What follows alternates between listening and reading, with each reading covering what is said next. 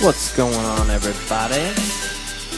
This is Jeffrey Hart here, and we are going to look at generating some cool MIDI sequences. Yeah, so all these here have been generated using a system of racks that I'm about to show you. It's just a cool little riff. And you can hear it's kind of similar, but it's different.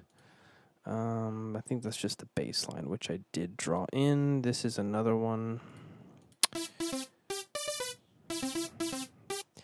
Alright, so there are just a couple different riffs here. This one probably maybe is cooler. Nope, I played that one. Where is a more interesting riff?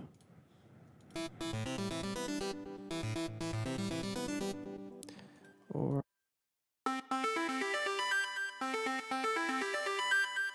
alright, so you get the idea here. Obviously, some of them turn out better than others. But here's how this works. You have an instrument rack, a channel for your instrument, and then you have a channel for your MIDI effects. And this MIDI channel is going to feed your instrument. And depending on how you do all this stuff, it's going to change the way it's played. So here's one that I did as an example. It sounds kind of goofy.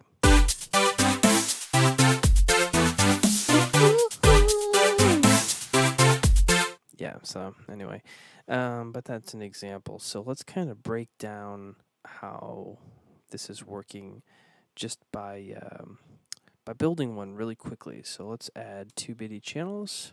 I'm going to jump over to the session view. This is where I generate these clips, and I generate a whole bunch, and then I build the song out of those generated clips, I guess is the way to think about that. So let's do an operator. Add a little bit of high end there. And then let's do the, we're going to receive the MIDI from channel 2 MIDI. And we're going to record enable that. Then we're going to create a clip that's going to have one note that just repeats. Great, so that's working. Now on our MIDI channel, we're going to do the chord, an arpeggiator, a velocity, and a scale. All right, now in just a second, we're going to essentially duplicate all those to take it to a whole nother level. But first, let's show you how one set works. I'm also going to really quick turn this into C major. And you do that just by making sure none of the orange ones are on the dark spots. Cool. All right, so let's make sure this is working. Beautiful. And a little bit more. Just for you guys on laptops, it'll be easier to hear. All right, so if we change this, we're going to hear the 2 notes going back and forth. That's good. And here, let's create another note. Great. So this is our first riff. Great, but it just goes on, and it'd be nice to have a rest in there every once in a while or something like that, something to make it more interesting.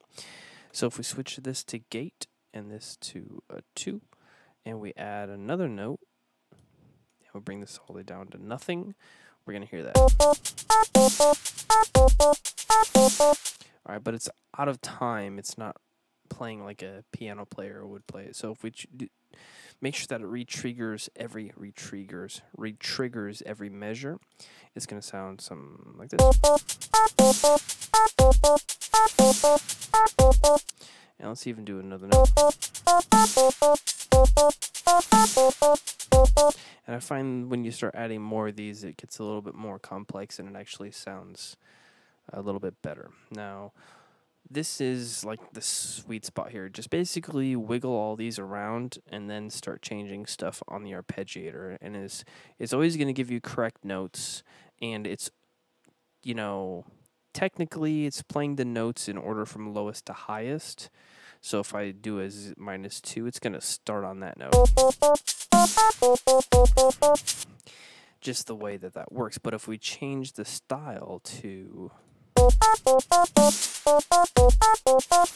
it's gonna start, it's still starting on the lowest note, but it's gonna play them in a different order. Now we can change what note we're starting on by hitting this.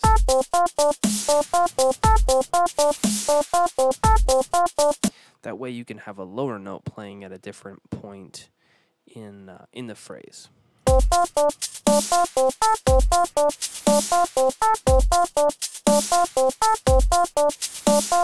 Alright, so this is basically how this works, and that's how I create phrases.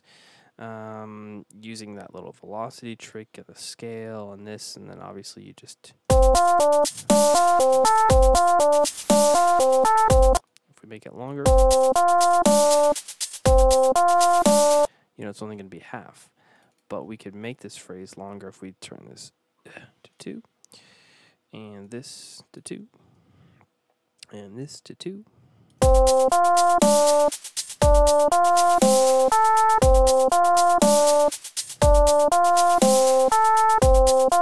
Cool. So now that, you know, you're creating a longer phrase, which it's just lame when everything's one bar long. So let's try this. Like,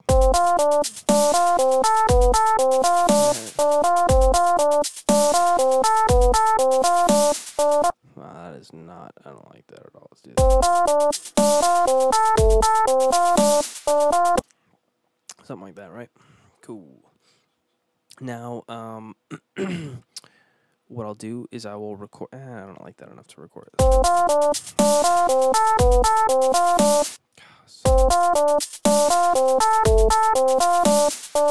What happened to all my cool sound and stuff? It's all gone.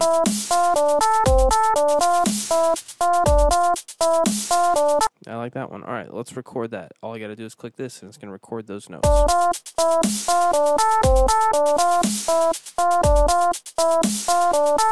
Sweet. So now I have all those notes. I have that riff in here.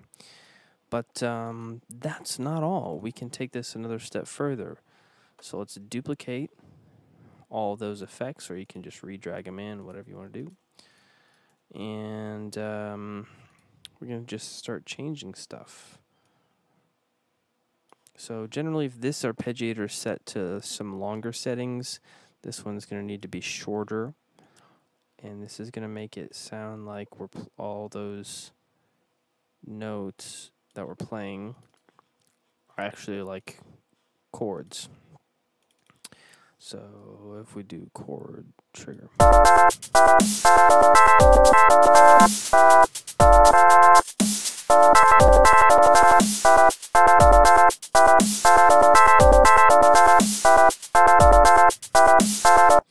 Alright, we can do this. Screw that. Okay, so let's try some different orders.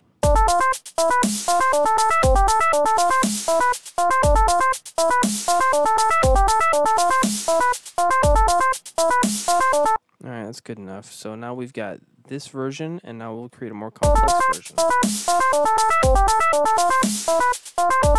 So now these two are essentially the same thing, but they're different. One is more complex. So what you could do is create another instrument, and then put this guy over here. Turn it down.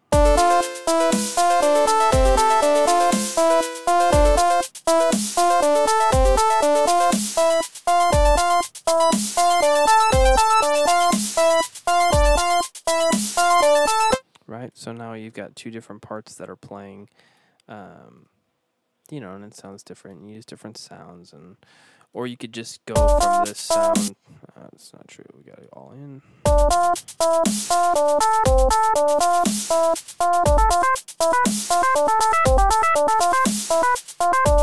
You know, switch back and forth between those or whatever. So, all right, that's essentially it.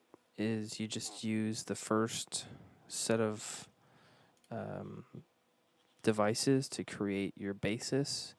And then you can make it more complicated with this. This keeps everything in the key, and then you record everything onto a new channel.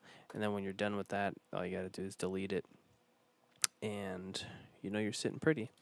So I'm just going to create a couple more phrases, but if you're bored, I'm done. There's not going to be any sort of download because this is all stuff you can set up yourself, and it just kind of makes sense. I don't know. I thought about going through and racking everything up, but to do each one of those I don't know, it just didn't really make sense, and it was hard to explain all this stuff, but it's just a way of thinking about things that, I don't know, it makes it, you can do a lot with what little we have, even though we have a lot in Ableton.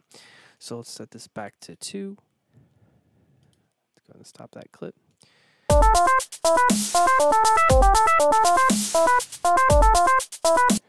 And so yeah, I'm just kind of spitballing here. A little too much for me.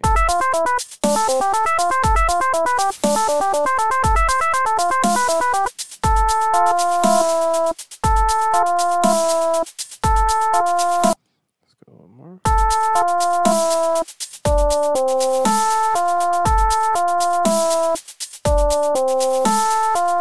Can totally hear that as a bass line. So let's do.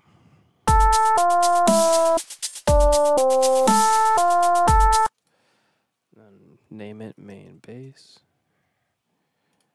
And gotta stop that clip. And then let's do repeats. We'll just do 1. How would that work?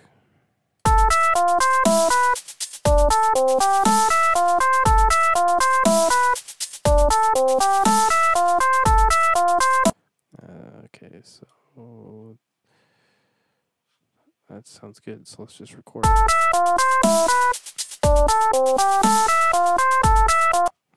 All right, and now let's do.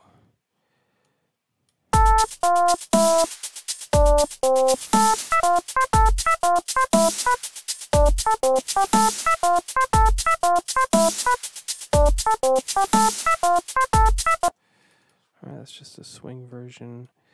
And now let's do. Get out of there. What on earth? Get out of there.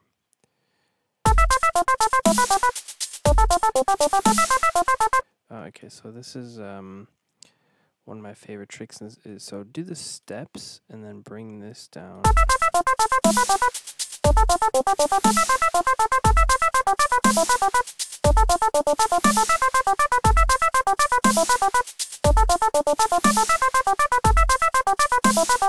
Alright, let's try that.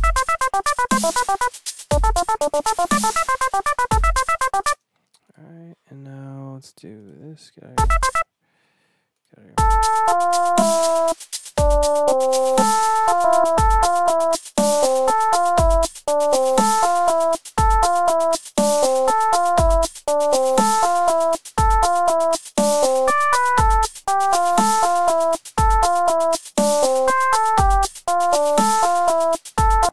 I don't like any of it. Let's try this.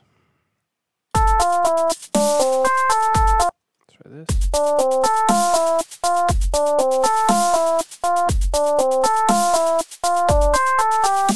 I like that a lot.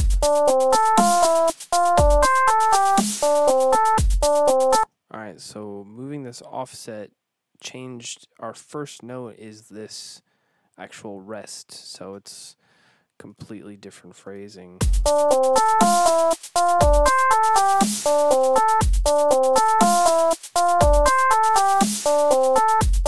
Cool. I can jam to that. And so now let's take that and do.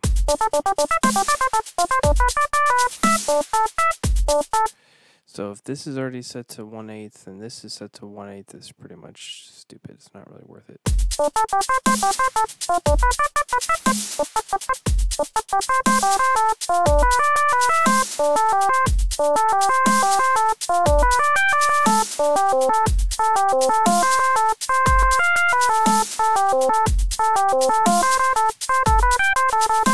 So right now I'm just looking for something that sounds cool.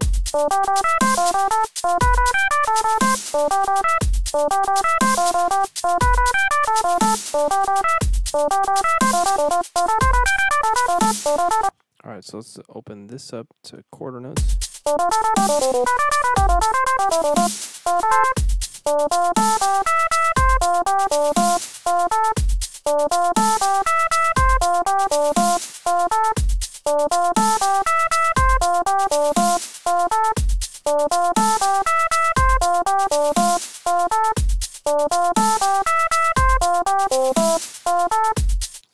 Alright, there we go. So what I did there is I slowed this one down, sped this one up, and I changed the steps so we could get some more stepwise motion. Alright, now let's hear this. Let's go.